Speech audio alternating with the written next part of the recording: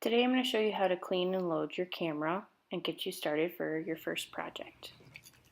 So you're going to take the cleaning brush and you're going to dust off the outside of the camera body,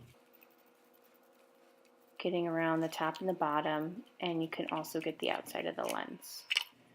When you go on the inside, you can get the film chamber and the take-up spool. Careful not to touch the shutter that opens and closes in the center.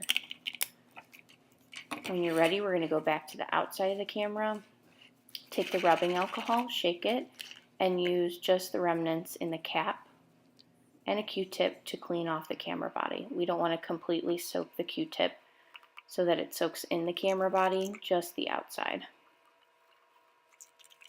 So get all the top and bottom, all the little buttons. Use as many Q-tips as you need, especially if it's been sitting around places. You definitely get a lot of dust and dirt off of it. Make sure you get where your hands and face will touch. And then go ahead and pick up a Kim wipe, and you're going to need a drop of lens cleaner. And you're going to clean the front of the lens with the wet area on the Kim wipe and then dry it off with a dry area. You can also get the eyepiece in the back. When you open up the inside, take the rubbing alcohol again, shake it in the cap, and clean above and below the shutter and on either side.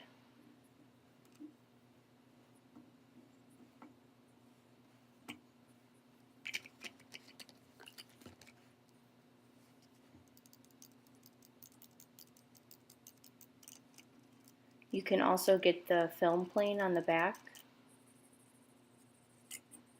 but just make sure it's dry before you shut it.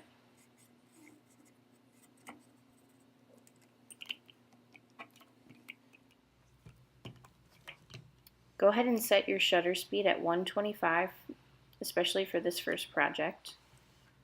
And then you're going to want to make sure your film speed, which is the smaller numbers, is set at 400, which will stay the same for all projects. Now we're ready to load our film. So go ahead and take the film out of the box. If you do have a box, you can cut the little square in the center to fit in the back of your camera if you have a spot for it. So you remember how many exposures you have and what to set your ISO for. So that's optional. So it matches 400 and 400 is always the ISO. And then you're going to open the back, take your film, you're going to carefully place your film in the film chamber, lock it in place, and then pull the leader across the shutter, and you're going to use your end of the film to place in one of the slots inside the take-up spool. And it should attach with one of the sprocket holes to hold it in place. Before you close your camera, you always want to make sure that you pull the film advance lever and click the shutter twice. You want to see it wrap around at least twice. Close it.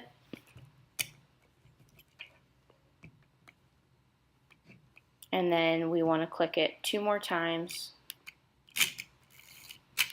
Get rid of that film that was already exposed when we had our camera open, and it should be at 0. If you need to replace the batteries at any time, maybe now before you head out, make sure your meter's working. If it's not, you may need to change your batteries. Usually your battery compartment's on the bottom of your camera.